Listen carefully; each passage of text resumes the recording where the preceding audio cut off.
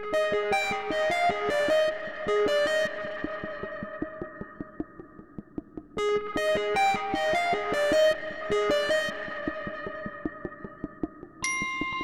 you, everyone. This is water. Two young fish were swimming along one day, and an older fish swam up and said, "Good morning, boys. How's the water?" And then he swam away, and one of the younger fish looked at the other fish and said, "What the hell is water?" This little story was told by one of my favorite 20th century authors, David Foster Wallace, in a commencement address that he gave, which is online, and there's a video of it as well, which is quite entertaining. But his point of this little story was that the really important things in life, the point he was getting across to these students were the things that are so common that you stop noticing them anymore. It's just like the water around a fish that you never even see them anymore. And I want to talk about some of those things in the technology world. So I'm borrowing or stealing his metaphor and applying it to technology. And I'm going to do so around these three Greek symbols. And the first of these symbols I'm going to talk about is mu, which in mathematics is the constant of friction. But when we think about friction in the software world, we don't think about friction from a physics standpoint. We think about friction in terms of what happens around engineering practices. Any kind of engineering practice you have where you have introduced a silo or something like that, you've introduced friction into an engineering process. And this happens a lot of times on development teams without them really even realizing it. Just like the water around fish, you start doing something and not realize the negative implications of it. And we're really big in this world about having a holistic approach of all of our engineering practices to make sure they work together well. So let me give you an example of that. Now, one of these practices that's very common in the Agile world is this idea of continuous integration. And this was founded by the extreme programming guys because their philosophy was, let's take all these things that we know have worked well in the past and push them as far to the extreme as possible. And integration was one of those things that they observed that on projects where we were eager with integration, we had a lot fewer integration-based headaches. And so, of course, the most extreme version of that is continuous integration, which everybody commits to the main line at least once a day. But we very quickly built machinery to do this stuff for us, and now we equate the idea of continuous integration with this really awesome machinery we have to do all these tasks for us. And this is a really nice thing. But in many ways, we've lost the original intent of this idea that everyone commits to the trunk at least once a day. And let me give you an example of how projects have inadvertently strayed away from this good advice. Let's say you have this scenario. We're using some sort of sane version control, and you've decided that there's a feature that you may or may not want in the next release of your software. And so you decide, I'm going to use branches and version control to model this problem. This is an engineering practice known as feature branching, using branching and version control to handle speculative in-flight features while main development is still going on trunk. And so Professor Plum picks one of these new in-flight features, and Reverend Green picks the other one, and they start working and doing little commits on their branches. Now, both Reverend Green and Professor Plum, being good version control citizens, know that you should periodically pull from the trunk because active development is still going on in the trunk, and so the best practice is to pull periodically and handle the little merge conflicts that pop up. A few days go by, a few weeks go by, maybe a couple of months go by, and it's decided, you know what, we love Professor Plum's new feature. We want it in the code base, and so Professor Plum pushes to trunk and performs what we refer to as a merge ambush on Reverend Green. Because Reverend Green didn't do anything wrong. He came into work on Monday morning, did SVN up, and then slam. All of a sudden, he's got a month's worth of merge conflicts to deal with, which really sucks for Reverend Green. But there's a bigger problem lurking here as well. What happened if, on the very first day of his branch, Reverend Green started making profound changes to the customer class? The very first day of his branch, Professor Plum started making profound changes to the customer class in the opposite direction. They've now been coding in isolation for a couple of months, and now Reverend Green has a terrible decision to make. Do I go back and undo all the work I did on customer and reconcile my vision of customer with Professor Plum, or, and this is what I'm terrified of, do I create a second version of the customer class so that I don't waste all that effort that I put in? This ultimately is a failing of continuous integration.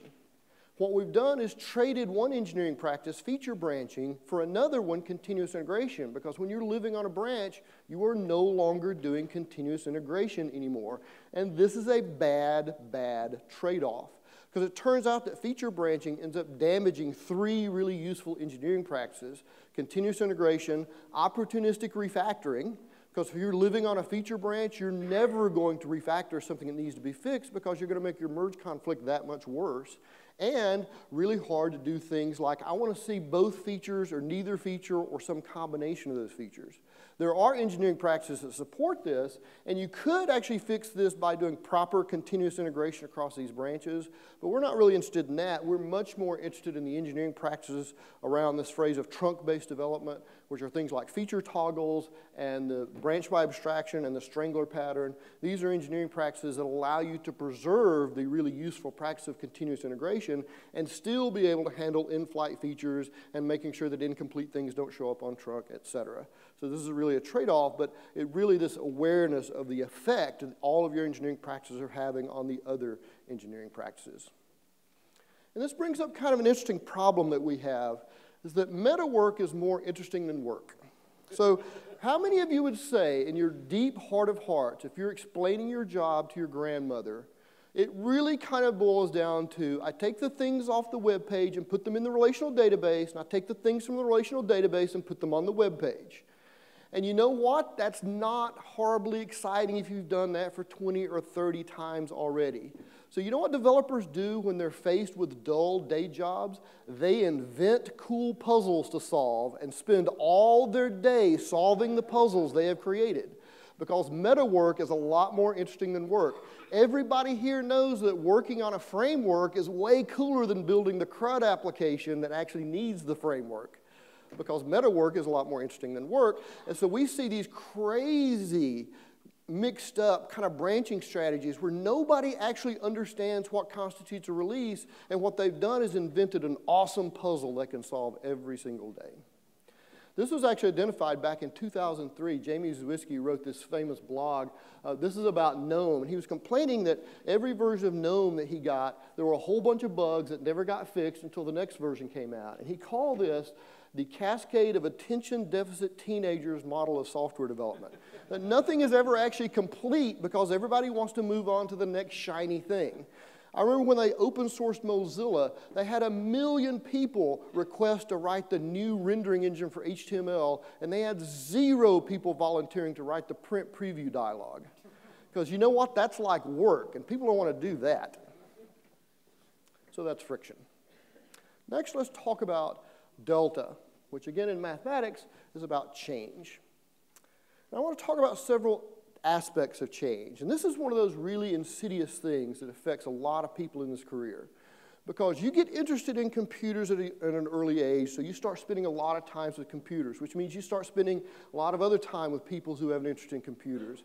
And they all have more or less the same gender that you do. And then time goes by, and that gets concentrated more and more and more over time. So this is a famous picture from 1975 of the original Microsoft team. And you'll notice that they had just 3 women, no, sorry, just 2 women on this project. That's actually the owner of the company there in the lower left-hand corner. So the ratio here of men to women in the original Microsoft picture is 11:2. Unfortunately, as an industry, we haven't done much better since the early 70s. There are lots of statistics that show that we have very, very few. There's like 10:1, 17% of job placements, 7% of developers are hired by women, were hired as women. And this is really bad beyond just the obvious reasons this is bad, that monocultures are kind of bad. And here's some evidence that you can use to help your gender diversity. They've done a study that shows that when you have a group of people doing creative work like engineering, that when you add women to the team, the collective intelligence of the team goes up.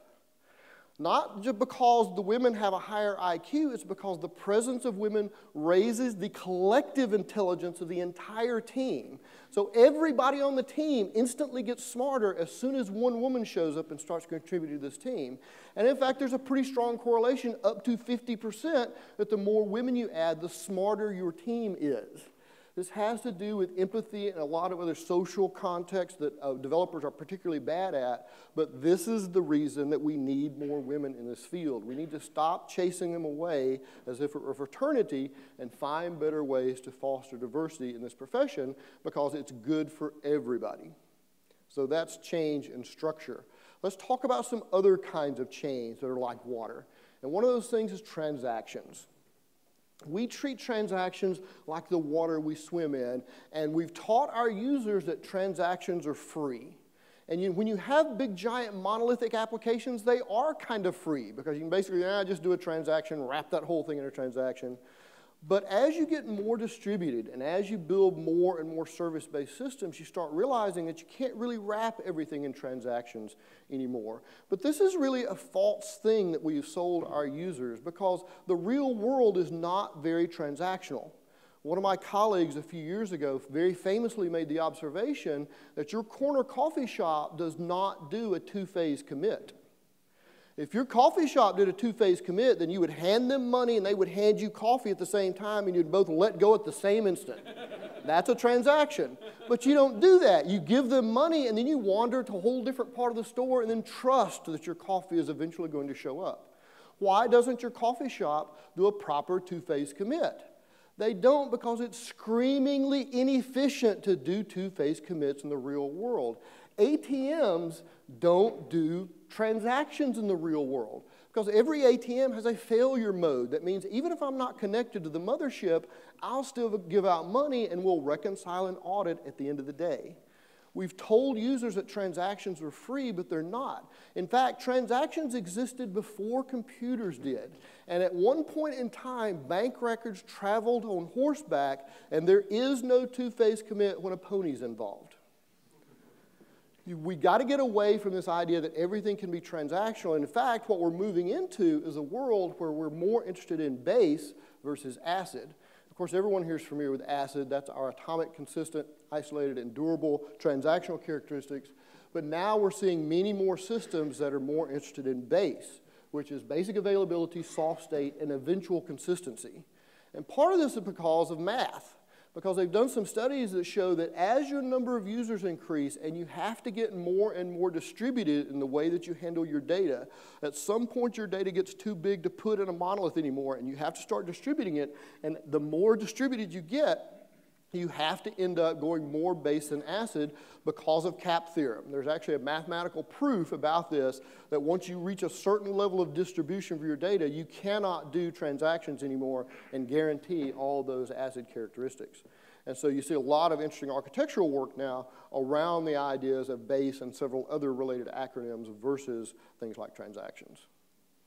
And in fact, this is another really nice change that has come into our world recently because 5 years ago, it was the relational database golden hammer. Every problem looked like a nail, and we had a relational database as a hammer to solve it. But now we're thinking a lot more about the problems of data and different shapes of data and different kinds of tools. This really struck home for me when I was working with a client who was using Oracle, and they were trying to create a network graph using Oracle. I think they finally got the query to run at about 8.5 hours. And they did it on Neo4j, which is a graph database, and the same query ran at about 1/3 of a second. And that made them realize maybe this Oracle thing is not the perfect tool for every single problem. And so we have a really nice variety of NoSQL databases now, but including some very unusual ones. And I wanted to point you to this one in case you haven't seen it. This is an interesting project from the Clojure community. This is this thing called a Datomic. This is an immutable database server. So wrap your head around that for a second. Once you put something in here, it never leaves. But everything is immutable and you can never change anything. And so it's really a value store rather than a data store. Because, and this is a gross simplification, but think of how many times the number 2 shows up in your relational database. In a datomic database, it would only show up once, and everybody that needs 2 would reference 2, because there's only one 2 in that universe, and it's never changing, just like the real world is. And so lots of interesting things pop out of something like Datomic, because one of the things that one of the big headaches in the continuous delivery world is this idea of database migrations, be able to migrate a database forward and backwards in time. It's trivial in Datomic because every state that's ever been there is still there. You just back up in time and go see it if you want. And in fact, this shows a kind of an interesting perspective shift that we suffer from in architecture a lot. Because why does your relational database do a destructive update? When you do an update in your relational database, you destroy that old data and replace it with a new one. Why are you doing that? Because you're destroying valuable trending information when you do that. Well, you know, we have to do that because hard drive space is really, really expensive, and we really need to maximize our architecture around hard drive. Oh, wait a minute. That was true about 30 years ago when they invented relational databases. You know what? Hard drive space is as cheap as air now. And building architectures around 30-year-old limitations is not a good idea. And guys like this are rethinking the whole fundamental idea around what do we mean when we're storing values and building really, really interesting things. And this just points to a trend. We always build trends in architecture, and we always have reasons for these trends. And the big trend over the last, 5 or 10 years has been getting really, really good at sharing resources because we've been chasing scale forever. Our problem keeps scaling up in size, and so we need to find really effective ways to share resources. And so that's why you get these architectures with things like enterprise service buses and routing and all this machinery and mechanisms. And there are reasons to do that. But then a funny thing happens. The architectural constraint that we were designing around disappears and leaves us with these architectures that assume those constraints. Because our big problem right now is not shared resources. This led us to things like application servers and industrial strength database servers, layered architectures about effective sharing of resources. That's not our big problem now, though, because resources are now really cheap. Amazon will rent you resources for pennies on the dollar if you want. You can spin up your own machinery. With tools like Docker and combinations like Docker and Mesosphere, you can spin up machine images on the cloud and move them around now. This is not our big problem. Our big problem is all the coupling we introduced trying to share all those resources. So we're always chasing these constraints. And this is a problem because it makes isolated change hard. I can't just change this part of my layered architecture because it's smeared across all these layers, and now I have to do a big bang deployment to change all those things. It makes upgrades difficult. I need to upgrade the ORM library for this part of my application, but if everybody's sharing everything, then I have to update everybody at the same time. Ultimately, what this does is make change expensive. And that's bad, because the only thing I can tell you about what your architecture will look like in 5 years is it probably won't look anything like it does now. If history is any gauge, then it's always in flux and it's always changing. This is a mistake that a lot of architects make, is they think they're trying to solve an equation. And once they get that equation solved, they can just walk back and drop the microphone and they're all done. But it's never an equation. It's always a snapshot of this thing that's in motion all the time. And so the point here is that very often yesterday's best practice becomes tomorrow's anti-pattern.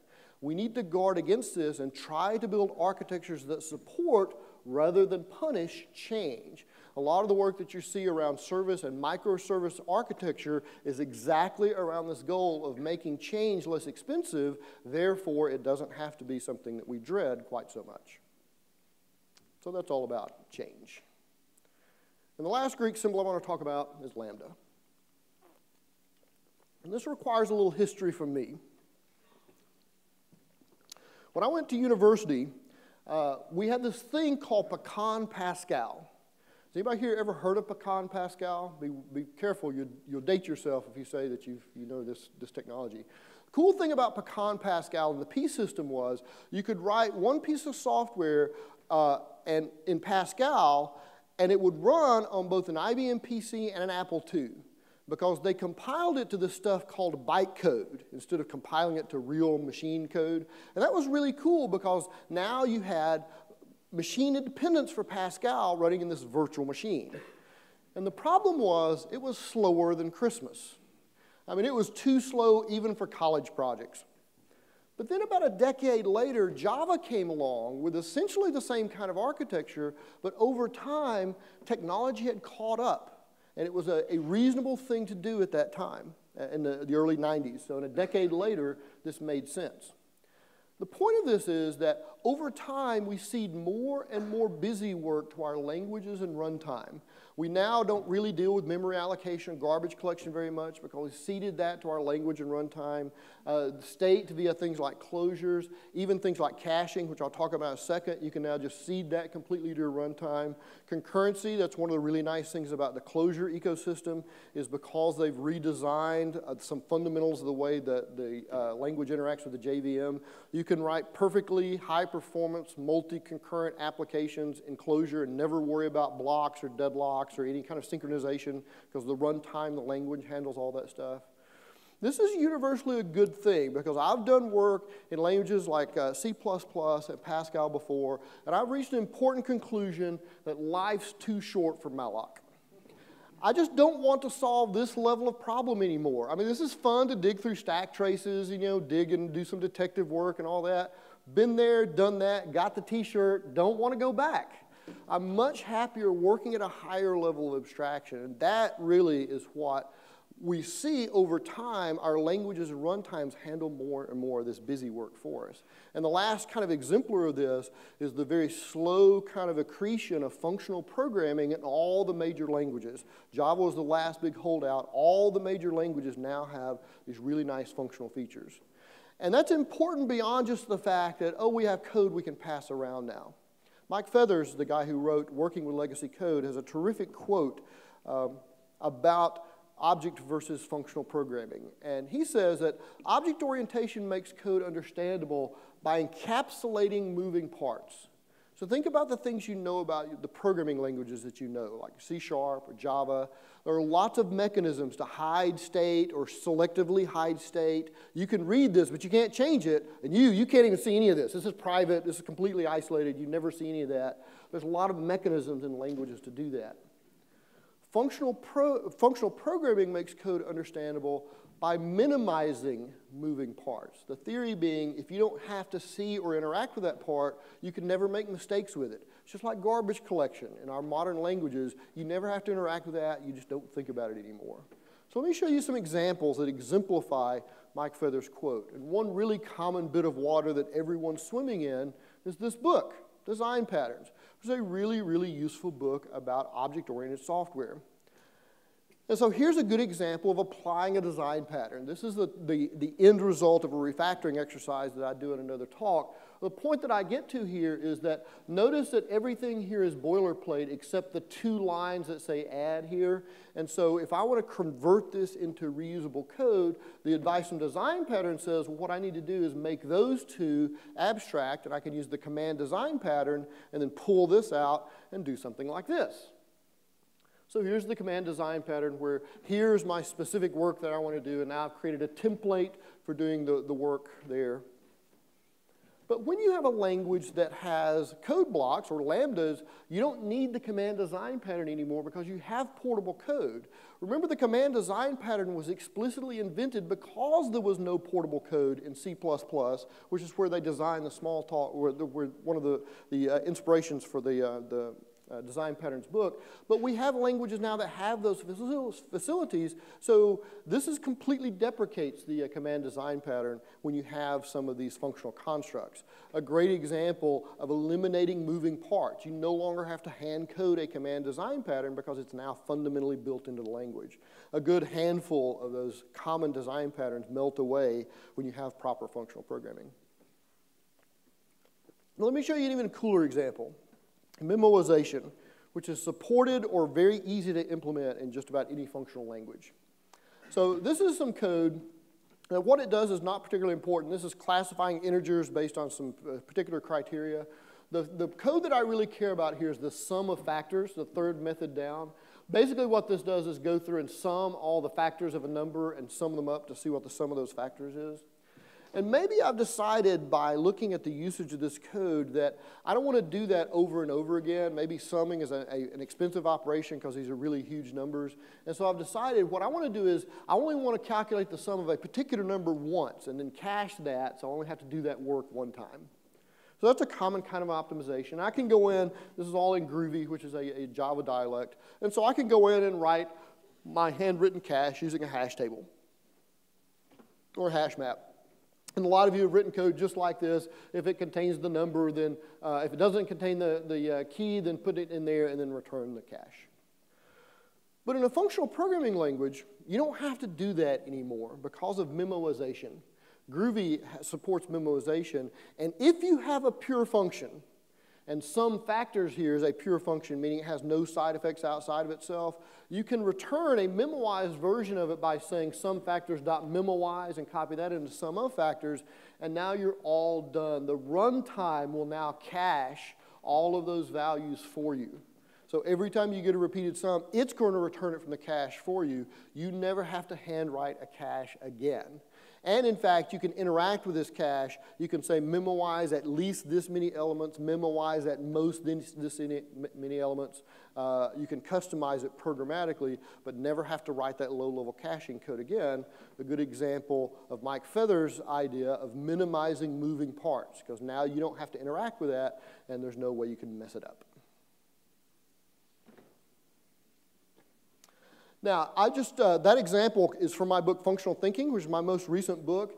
I tried as hard as I could to write a hand-tuned cache that outperformed the built-in caching for memoization in Groovy, and I didn't get anywhere close. You know why? Because they cheat.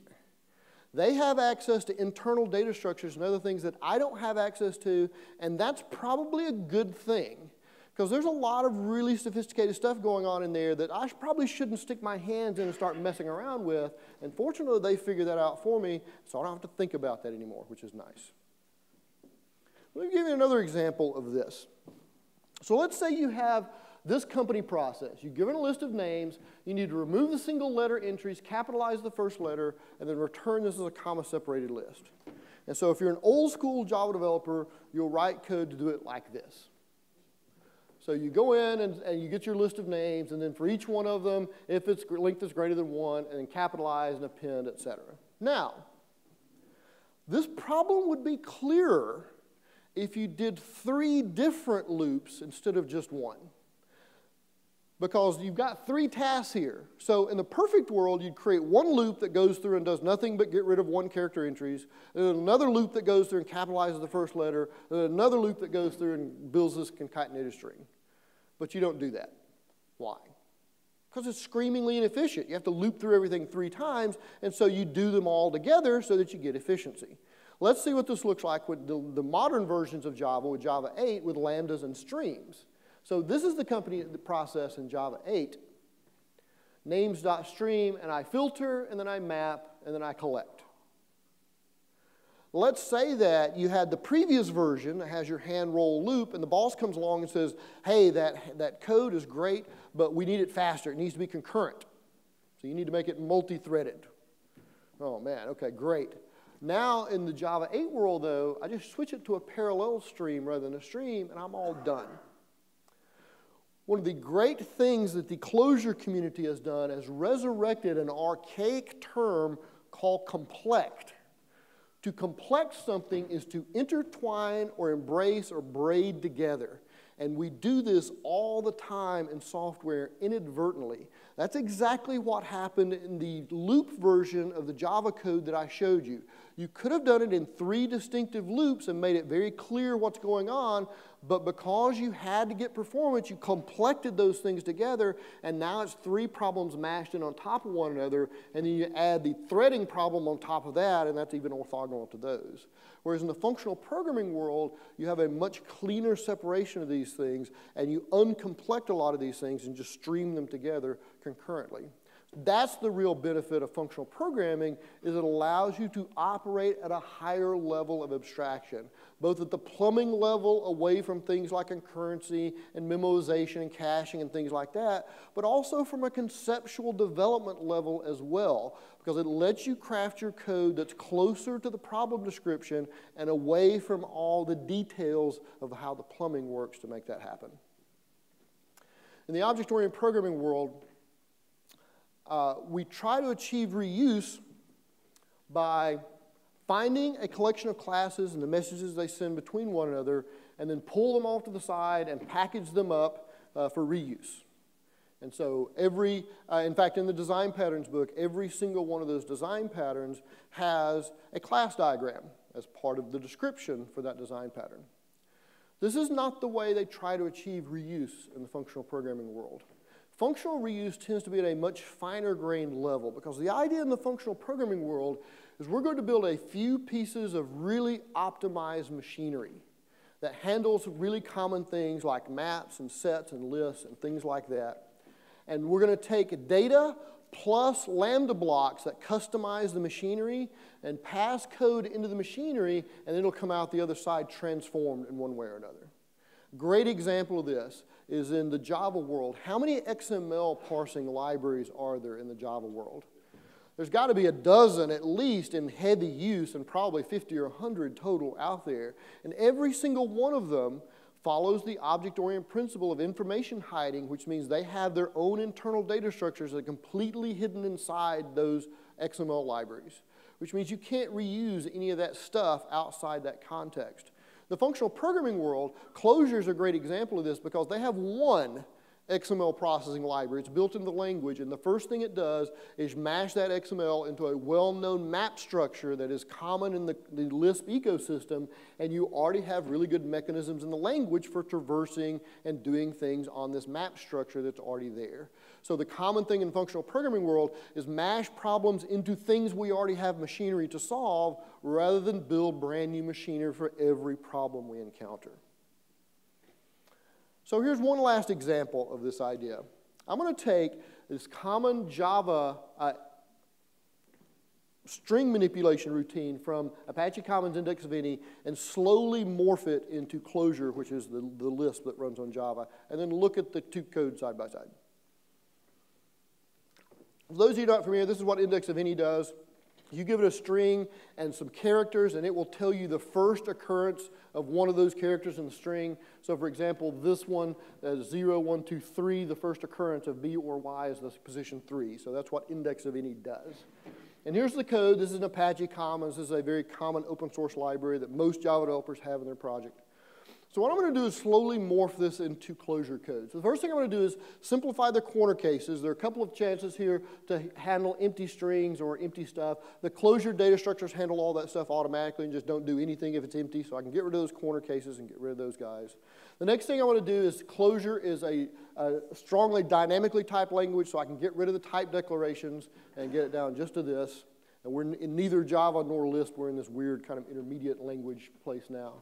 The next thing I'm going to do is take this if statement, this innermost if statement that says if the search characters of J is equal to character, then return the index for it, and replace that with a when. When I get the search characters of this character, then return I, which is the index. Next, I want to add a for comprehension and get rid of that other for loop. This still has the word for in it, but this is actually a list comprehension in the Lisp world. And basically what that says is for every index and character in the index string is a function that says takes a string and returns an index version of it. So if I give it hello, it'll return me 1H, 2E, 3L, 3L, etc. So that's what an index string. So it's going to give me the index and character, which are pairs in that index string. And then when I find a search character, it's going to return its index that goes along with it. And finally, Lispify it. So this is now proper Lisp. You pass in a predicate and a collection, and this will return you the index of any. But now let's look at the moving parts. Going back to what Micah Feathers was talking about, the imperative version has 18 moving parts, whereas the functional version has 4 moving parts. And yet, the functional version is more general. Because in the functional version, I can do things like this. These are basic constants in the closure world. So I can say, index filter, give me the number of heads that show up in the string of heads and tail tosses. And you'll notice that the closure version doesn't just return me the first index that it matches. It returns all the matching indexes, but that's actually a lazy sequence. So it only does as much work as you ask for. So if I only ask for the first one, it'll only give me the first one back, but it'll lazily give me all the rest of them back if I want. It turns out that even though it's simpler, the functional one is more general because the imperative one searches only strings, the functional searches any sequence, imperative matches only characters, the functional matches any predicate, imperative returns the first match, and the functional returns a lazy sequence of all matches. And so this goes back to that idea that in functional programming, you build these really small, very concentrated units of reuse, but they become very, very powerful. And a great example of this, there are two examples that have come from the closure community. One that was introduced a year ago called reducers. This one, transducers, that was just introduced. Reducers is basically a library that automatically parallelizes all your collection work in closure, but just basically for free. So now when you run closure applications, it'll parallelize things across all the threads for you automatically. And transducers lets you store up algorithms and other sorts of filter operations on streams and move them around as parameters. So very interesting work going on there. So last thing about functional programming, back about, 6, 7 years ago, there was a lot of discussion about language characteristics, about strong typing versus weak typing, and static versus dynamic typing. And all these languages fall in the spectrum somewhere. I've come to believe that whether you like static typing or dynamic typing has much more to do with your personality characteristics than any kind of inherent capability in the language. You can argue about this forever, but I know people who love statically, strongly typed languages and are very productive. I love strongly dynamically typed languages and I'm very productive. I think this is actually a red herring. I think the much more interesting characteristic we think about now is imperative versus functional, because that's the real difference between languages versus these cosmetic kind of convenience features like syntax. Back in 2006, I kind of accidentally repopularized this term polyglot programming when I made this observation that with managed runtimes like .NET and Java, we now don't have to have one language to rule them all. We can start mix and matching because they all compile to the same platform bytecode. After I did this blog post, my colleague Ola Benny came up with what he called his pyramid, which is an observation about maybe you want the stronger things at the bottom, the more certifiable things at the bottom, and the easier to use things toward the top. And he further clarified this pyramid by saying, well, this is actually probably what you want by volume of code. You want a stable layer, and a dynamic layer, and then a more domain layer. I think this is a really nice observation, and I've updated this now, because I think in the modern world, what you really want is at the bottom functional programming. Because functional programming actually reduces your testing burden. What are you testing when you write a unit test? You're testing that some state got mutated from one state to another, but if most things are immutable, then you don't have to test those things. Or you test them one time, you know that they work. And so I think functional code at the bottom is probably where we're going. And you look at things like LINQ as a great example of a functional DSL that runs at the bottom of your software stack. That's a great example of the power of functional programming in a way that kind of pervades your entire stack. And I think domain-specific languages run up and down the stack. That's all about Lambda. So one last little bit of advice here. When you get back to work, look for places that you're drowning and don't even realize it. Now, my day job is a consultant, and there's this phenomenon that we refer to as the out-of-town consultant effect. And what that means is if you rode on an airplane rather than a car to get to a meeting, you automatically have more credibility than the car people who rode to that meeting. There is, however, a little bit of credence to this.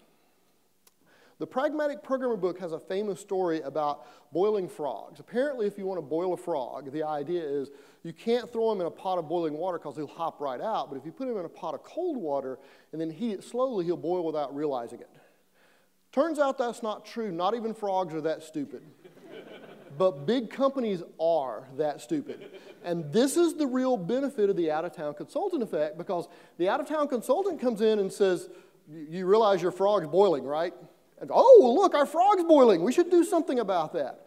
Looking at those things that you can't see anymore because they're just like the water around you, having someone come in and look at those things with fresh eyes very often is the thing that pulls you out of that place that you are drowning. So when you get back to work on Monday, be your own out-of-town consultant, and maybe when you get back to your office for a brief time, you can take flight. Thanks very much for tuning. Hope you enjoyed the rest of the conference. Thanks.